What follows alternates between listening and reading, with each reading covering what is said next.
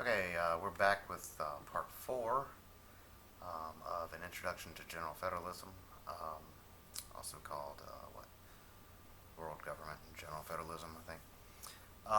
This is video four and section 3C of this document, which is also called an introduction to general federalism. And this part is the legal character of general federalism. So now we're going to talk a little bit about what our meaning, what a general federalist solution or answer to all of what we've discussed would be. So, and we'll start with the legal framework. So, here we go, and I will read and provide my commentary as usual. So, here we go. One of the biggest challenges in any global governance scheme is how does one ensure a uniform, deterministic, predictable, efficient, and speedy execution of law and equity globally, while retaining a B, durable, representative form of government that is considered by its population to be just. This is a major question of historical import and is non-trivial. It has never been solved until now. Applying the general federalist solution.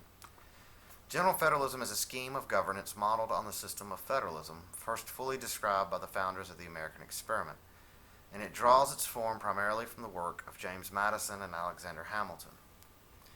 General federalism operates off of a fundamental principle, A, that global or universal execution of the social contract is not a basic science, and by its nature can only be understood in the context of uncertainty, and B, that therefore the only way to perfect such a scheme is to seek the most general solution to legal and economic unity, which, C, can only be achieved by employing negative feedback loops whose operation is constrained by codified rule of law and which shall work over time to refine the policy-making process.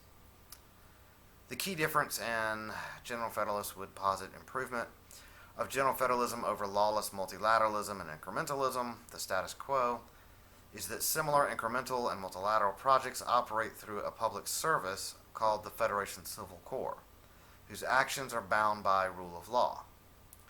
This creation of negative feedback loops is the principal role of the Civil Corps, whose work is enabled by the option of state adoption of a constitutional codicil, which applies equity in law between laws of the Federation and the laws and mores of states, whose system is to varying degrees incompatible with Federation law.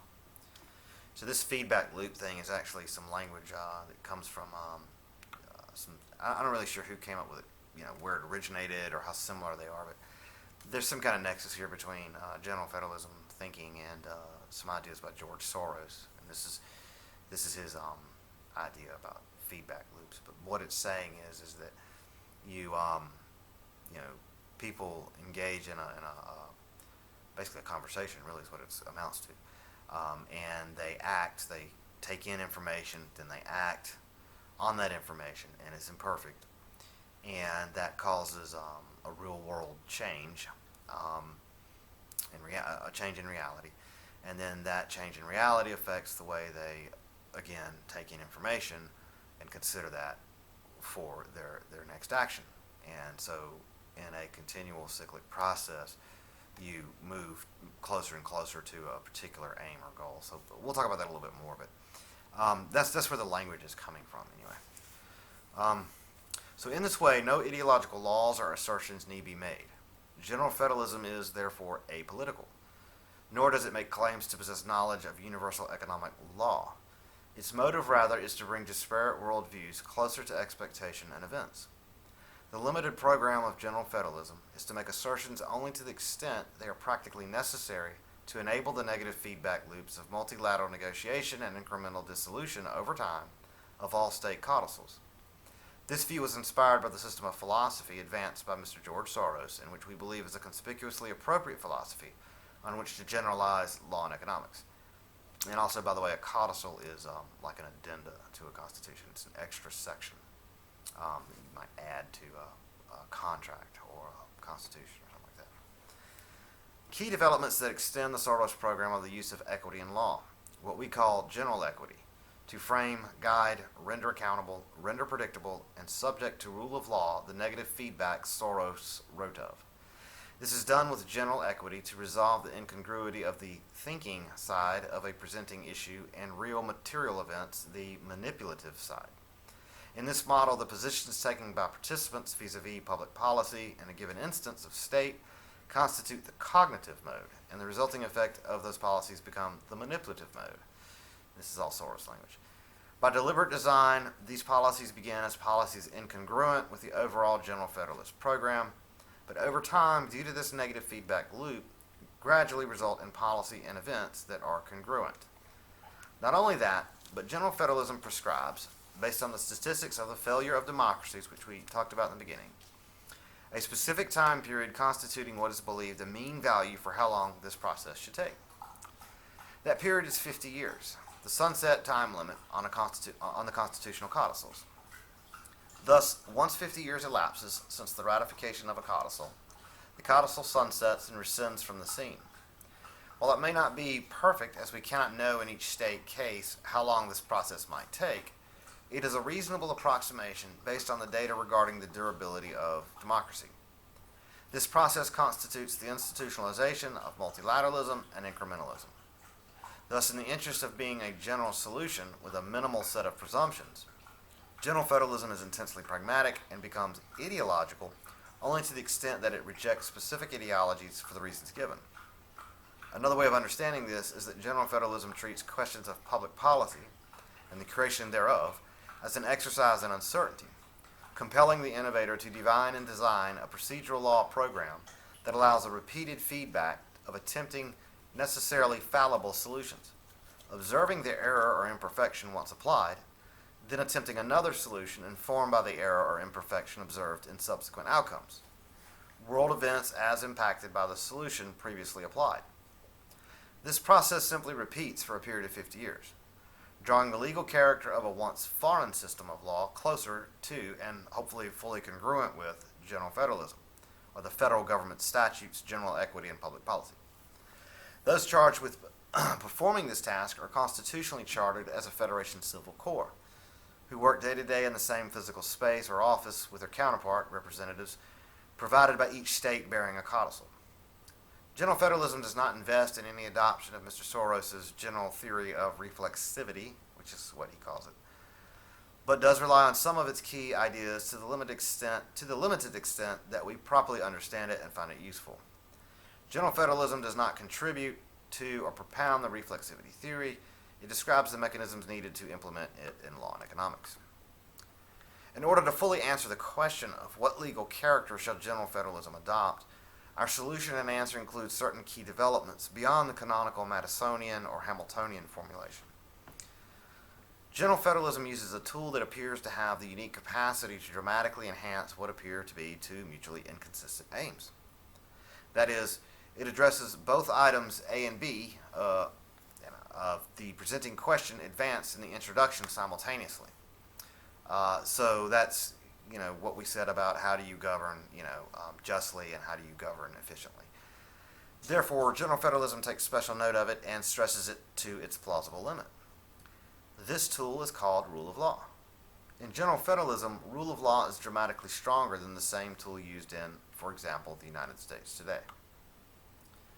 While rule of law can be misused to relegate or diminish the role of equity in law and of the courts generally, General Federalism seeks to avoid this outcome by clearly delineating what is law and what is equity. Therefore, in quoting the Constitution for a General Federation, courts are free to, quote, whereby no right, title, or role de jure, or any other such right by any other name or title shall be construed to grant any power within the jurisdiction of the Federation to, in the court's rendering of a decision, contradict, violate, nullify, or substantively or procedurally disfurnish any provision of this Constitution or standing statutory law, equity in law in the Federation shall inform rule of law by the color of the instance, but shall never violate it. Theoretically, this is how Western courts are supposed to operate. But violating this maxim is a daily occurrence, especially when the laws available to them are so numerous as to afford virtually any conclusion. So it may be wondered what is to occur if two or more laws in a given case contradict. The answer to that is that the laws are unconstitutional and must all be struck down, thereby ending any prosecution based on them. The Constitution is riddled with provisions and language strengthening the role of rule of law over and above anything seen so far. However, recognizing that, in the West especially, rule of law is given great lip service, but is routinely ignored in practice, it was recognized that a more sophisticated mechanism for ensuring that rule of law is actually exercised would be required. In other words, the strategy of creating an institutional form that by its design channeled human nature in a productive direction was needed. General Federalism, cognizant of what statistics has already told us about democracies in the past, takes the fundamental step necessary toward genuine rule of law beyond simply demanding it in a constitution, which we talked about before. It really doesn't do much for you to just demand it. General Federalism makes a considerable distinction between the two modes of representative governance, and this is important. One is representation by institutions that allow the constituency to govern directly, and two is representation by institutions that allow the constituency to delegate and or revoke the powers to govern. Option 1 is widely practiced in Western neoliberal democracies, while option 2 is practiced but only weakly. Some would argue that it's even a farce in some systems, in some, quote, democracies. General Federalism posits that this is exactly the opposite of what genuine rule of law requires. Allowing the public to govern directly sounds wonderful, until we consider human nature and its corrosive effect on such a process. Providing such open access to the day-to-day matters of government ensures that, with sufficient time, the organic power structures within the society will gradually bully their way into the process, drowning out the general public and dominating the exercise of governance through this channel. This is exactly what has happened in the United States, a country essentially fully corrupted by being run by special interest, by faction. Another term for the faction, in this case, in the United States, mostly the faction of oligarchy. It is precisely the ease with which one can govern directly, lobbying, that makes this tendency so real. On the other hand, Western neoliberal democracies have virtually no meaningful mechanisms to allow the public to delegate political power and revoke it at will. When we speak of delegating and revoking in general federalism, we're talking about real, deterministic, and predictable means by which this can be done, not means that result in gestures and half measures, but in real results. The election process in the United States is totally pawned and owned, once again, by faction. The distinctions super lead to one of the most unusual features of general federalism. General federalism calls for 4 houses of governance filled by a small number of people, a family perhaps, to be elected for life. However, because the public's ability to revoke this commission is so strong, the public influences governance by the mere threat of impeachment. Not really impeachment, because that's more like for criminal things, but basically the mere threat of just removing them from power for any reason. However, the public does not involve itself in day-to-day governance, and backdoors and channels for faction to hijack the process are closed. Only the public under equal suffrage, along with their ombudsman, the Senate, also directly elected, can delegate or revoke these powers. This structure kills several birds with one stone. It greatly simplifies the issue of voting on a global scale by reducing the number of elections necessary for these houses: the House of the Executive, the executive branch; the House of the Judiciary, the judicial branch; the House of the Legislator, the legislative branch; and the House of the Fiduciary, the economic branch. Usually we just use the acronyms for that. So, like Ho and Hodge and Hole and Hof or Hoff. But anyway, those are the 4 houses. It provides a clear and unambiguous line of succession by either annulment, explicit revocation of power, confirmation, or, as a last backup, heredity, whichever occurs first, ensuring that the rule of law of legal succession of power cannot be easily corrupted. Relatively speaking, both annulment and heredity backing each other are clear and unambiguous methods for determining who the next office holder should be. Our proposal includes the hereditary succession of the 4 houses of governance that execute the social contract: the House of the Fiduciary, the House of the Legislature, the House of the Executive, and the House of the Judiciary. However, what is needed is a confirmation process that confirms the succession that is a different and distinct process from the annulment process, which is a more serious action that requires a massive public referendum or state petition to initiate. We thus propose that wherever a succession does occur by heredity, recalling that this won't necessarily occur since that clan or family could have had their tenure annulled by the public before that. Then a modified voting process occur afterward to confirm it. If the confirmation fails, they are removed at the will of the Senate, and a new family is selected by the process given, which is an election-based procedure. The procedure for confirmation, and which would render the whole process feasible, would be to perform a random selection of 6 states from a universe of all states not exercising a national codicil to a social contract, which we just call this a codicil here. We need to make this restriction to non-codicil states because in order to enforce legitimate elections, we need state governments that fully accept and comply with federal authority. Otherwise, the additional sovereignty the codicil allows a state could undermine election integrity and make fraud easier in those states. Those 6 states chosen would then hold the confirmation election. A 1/3 minority would be sufficient to confirm. And the reason for the 1/3 versus 1/2 or more threshold is that even with 6 states, such an election would be a massive undertaking. And by lowering the bar for confirmation, far less pressure is placed on the system to prevent fraud and corruption. When the election is tighter, corrupt forces tend to push harder. This election must be regulated for fair and open practices by the Senate and not any of the houses. So all of this is dealing with the problem of mass, huge elections, global elections, which are just infeasible to do. So this is what this is all about. This is an attempt to solve or address that problem in a representative way. For the Senate, a deliberately popular body, the problem, at least at first, appears more challenging. However, given its large numbers, the problem is ameliorated somewhat. Compare this to, for example, the President of the Federation, who is usually just one person, for which an entire world would have to hold an election. Even so, a rotating class of senators is probably the best solution, which, for a body that is not exercising political power, does not introduce the same challenges as if it were. By rotating the elections, the size of each election is rendered manageable. In order to make it manageable, we recommend 6 different classes, with 1 class elected each year. 12 classes. This would constitute the maximum overall time for a term of senator. Likewise, we recommend a large body, since it is intended to be a highly popular body. This gives greater representation by providing a senator to constituencies of the smallest size possible per senator. Setting the canonical Senate size at 1,000 members, this also means that at a population of 7 billion, no single election would involve more than a maximum of about 600 million voters, involving the election of about 84 senators each year. This then renders the Senate elections under world governance feasible. While having Senate elections every year might cause a population to grow weary of the process, because they are divided in classes, each political district would have a senatorial vote only once every 12 years. In the maxima and minima of Federation population counts, a population of 7 billion Federation citizens eligible to vote, which would be greater than the current world population, would redound to having 1 senator for every 7 million inhabitants, the size of a mid-sized metropolitan city. With a minimum population of only 5 million, there would be 1 senator for every 5,000 citizens eligible to vote. So that would be more popular in that case, definitely.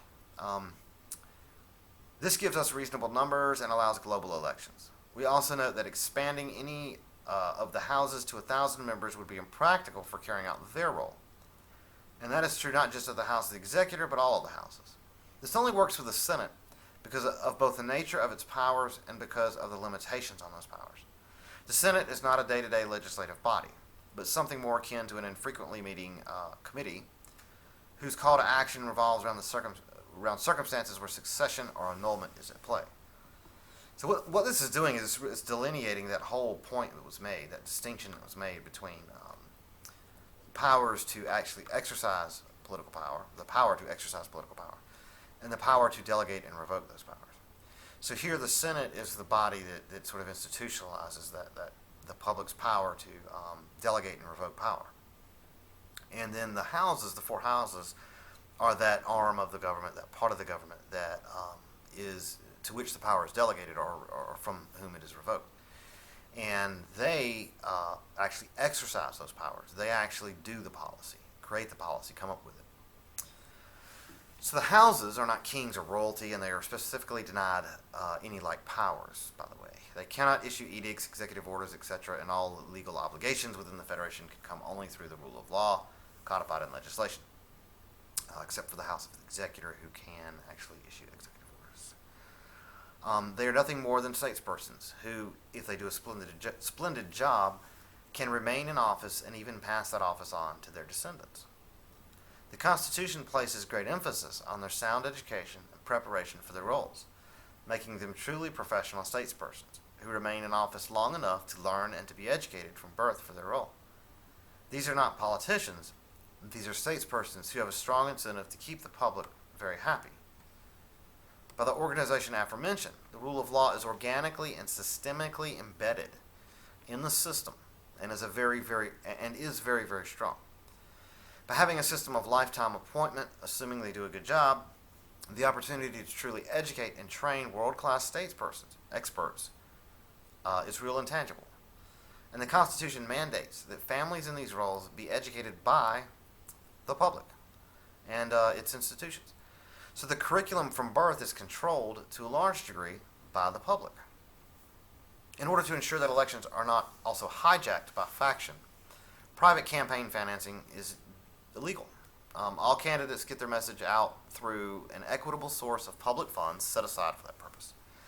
Each candidate's message can be translated into any language as desired. So, basically, if you want to get elected, you're going to have a good message. Having deep pockets is not what's going to determine that. The houses are constitutionally denied any authority or influence over weapons and armament, all of which is in the control of the Senate and the people. Even the armed forces, should they exist, rely on the Senate for all their armaments and ammunition. Therefore, when an order to surrender a house is given, it will happen, even if lethal force is required. It is unambiguously deterministic. The houses must keep the public happy, again. And in fact, this is the only actual power the Senate has to raise a bill and pass an actual law. Everything else is just they're just constitutional acts. So it has the power to initiate bills and pass legislation on anything having to do with weapons and armament, and that's it. As you read about how this works, it is clear that the statespersons are being entrusted to do their job and run the union without having to worry about the influences of politics. But also, interestingly, we don't do that by injecting or trying to use basically a faction to do that. I've heard some proposals like that. There's some world governance proposals that suggest that trade professionals and stuff like that just be put in office basically. This is one of those technocracy type things that doesn't really work because people that propose that stuff don't understand that they're still talking about a faction. And any time you talk about putting a faction into office and unelected, and just letting them run things, you're going to have problems. You have to deal with the issue of faction, and then figure out who you can put in office. So they have to be, in a sense, factionally neutral, or at least to have the potential to be. So meanwhile, they are surrounded by a heavily armed public closely watching. So they're left alone to do the job of government, but they're in a very deterministic way. They can be thrown out of office just as fast as they were put in. But the pressure from the public is not burdensome. It requires 1/2 majorities of public votes by referendum and a 1/2 concurrence of the Senate to revoke the powers of a sitting House family. But most importantly, whatever pressure does exist, it is the pressure created by knowing that the mainstream public view must be understood and appreciated if one is to remain there long. Let me repeat that. This is for the houses who have that hereditary fallback thing and who are confirmed by the public. But most importantly, whatever pressure does exist, it is the pressure created by knowing that the mainstream public view must be understood and appreciated if one is to remain there long.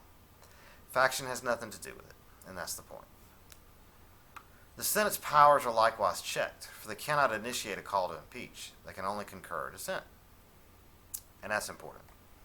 Checking against the Senate, you have to check all these powers. You have to have ways to in the real world, ensure through the way they're institutionally designed, make it so that one can't really get the upper hand on any of the others. And so the restriction on the Senate is that if they want to kick a House out, if they want to annul their powers, they can't just do it on their own. They can't just hold a vote and say let's do it and convince the public to go along with it. They have to actually you actually have to have the public do a referendum. So it's squarely seated with the public. The power to revoke political power is squarely seated with the public, and the Senate does not really have that power. They just have the power to just concur with what the public is demanding. Furthermore, they are constitutionally barred from any other activities, and they are elected in a way that deliberately makes them a highly populous body, which is easy to get rid of. Each class only lasts a year. There's a lot of them, and they are directly elected. They do not make the laws or touch the public trust. The Senate is merely the official embodiment of the public's right to delegate and revoke power at will. After all the analysis we did, and the statistics backing up this proposal, should we really be surprised? If you go to the doctor, you expect the doctor to do what he is good at without interference from non-experts, regardless of how smart the non-experts might be. And you also expect free choice in choosing your doctor, right? That's all this is. The colossal primary failing of neoliberal Western democracy has been to reverse the import and emphasis of the two modes of representative governance, the right to do it yourself and the right to commission and dismiss experts. It has totally eviscerated rule of law. So just to kind of quickly review this whole legal character thing, I mean, we could sum it up. I hope I don't do it any injustice, but we could sum it up pretty quickly, I think, by just saying that the basic program here, the basic idea in general federalism is that we distinguish between the powers of delegation and revocation, and the actual powers to do the day-to-day exercising of political power. And so institutionally it's structured in such a way that that can be done in a very definitive way, in particular with the revocation and delegation of power, which is very squarely seated with the people in mass. So once you have that, you eliminate a lot of the problems that are ailing neoliberal Western democracy, and we will talk about that actually some more in some more videos. But this moral hazard stuff is greatly ameliorated by the way in which this is framed and organized. So that's all of that section, and that concludes video 4. So next, after this, video 5, we will talk about casting economics as an object of the social contract. So one of the things about general federalism is that it does treat economics as a legitimate object of the social contract. And I will introduce fiducial economics and zero-zero banking, which is kind of interesting. So until then,